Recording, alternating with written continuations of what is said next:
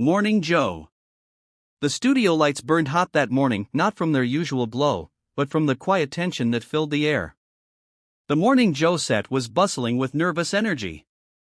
Producers whispered frantically behind the cameras, adjusting mics, checking scripts, and praying that today's guest wouldn't turn their calm political panel into a battlefield. But deep down, they all knew when Senator John Kennedy walked into a room, calm wasn't part of the deal.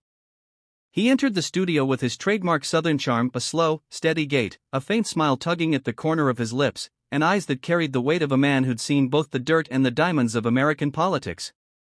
Behind that friendly drawl was a razor-sharp wit that had made headlines countless times, and today, it was about to strike again. Senator Kennedy, Joe Scarborough, greeted him with a grin that didn't quite reach his eyes. "It's good to have you on. Been wanting to talk about your recent comments regarding government spending and, well, your colorful criticism of the administration." Kennedy leaned back in his chair, one hand resting on his knee.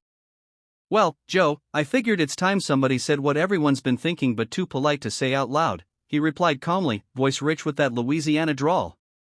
The audience chuckled lightly at first, unsure if it was safe to laugh. Mika Brzezinski folded her arms. "Senator, some say your statements are divisive, that they fan the flames rather than solve problems. Do you think your tone helps bridge divides?" Kennedy smiled politely. "Ma'am, I think truth bridges more divides than silence ever will." A hush fell over the set. Even Joe blinked. That wasn't the scripted, evasive answer they expected.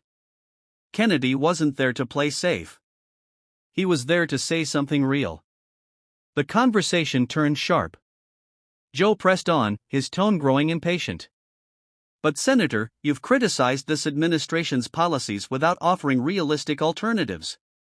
You call the spending reckless, but what's your plan, then?"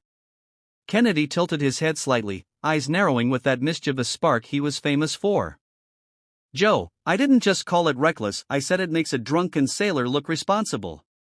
And as for a plan, I've been shouting it from the rooftops for years: balance the budget, stop printing money like confetti, and for heaven's sake, quit treating taxpayers like an endless ATM." Mika jumped in. "But Senator, economics isn't that simple." Kennedy leaned forward.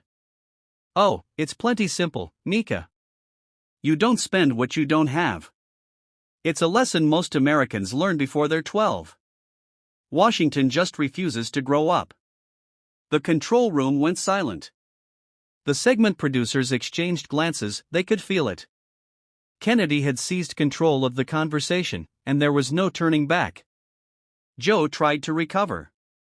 "So you're saying the administration is immature?" Kennedy grinned.